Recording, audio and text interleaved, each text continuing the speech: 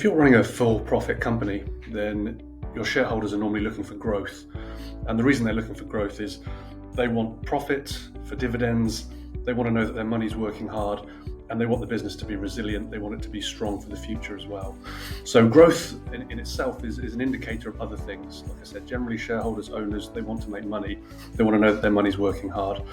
So how do you go about that? Conventionally, with accounting, you'll start with your sales and you take off all of your costs, and what's left is generally your profit. So it can be a bit of an afterthought, really, when most businesses are run to make money, that it's at the bottom of a P&L and not at the top. So a good starting point, if you want to actually engineer a company and design a company to do the things that you want it to do, is to look at your industry and work out what is an operating profit that would be aspirational or acceptable in your sector. So some industries, an operating profit may be sort of 5%, it might be quite skinny, it could be 10%, it could be up to 15 or 20%, but generally they fall into that sort of range. And it depends whether it's a service industry, a tech company, bricks and mortar. That information is publicly available. There may be publicly listed companies in your sector that you can get reports for.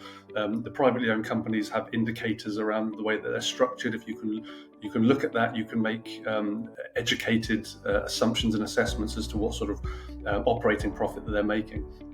And then you can reverse engineer your income statement. So rather than having sales minus costs equals profit, you can have sales minus profit equals your costs. And then you can start to pull apart everything else. If, for example, you know that you could make potentially, or an avatar, an exemplar model company in your sector could make a 20% operating profit, then if you're going to turn over £5 million, your profit is going to be £1 million, and you're going to have £4 million to operate the company, and all costs are going to come out of that. And you can start pulling out your cost of goods sold, your operating expenditure, salaries, wages, and everything else, and see whether that actually lines up and whether that's something that's achievable with your business.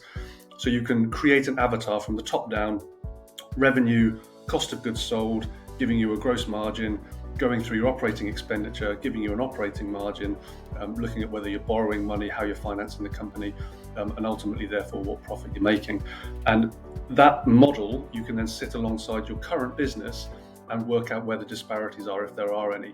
And I imagine normally there are, and that will start to then inform a discussion about what you can do to change that and improve that and make positive impacts to boost profitability, which is ultimately what the shareholders are actually interested in. So then you can decide how big you want the business to be, you can decide what sort of resources it needs, and you can really start to get into the detail of how to design a company deliberately, rather than just going for growth, which is what they'll tell you, but is not really necessarily what they're looking for. They're looking for making money. That's generally what they're looking for.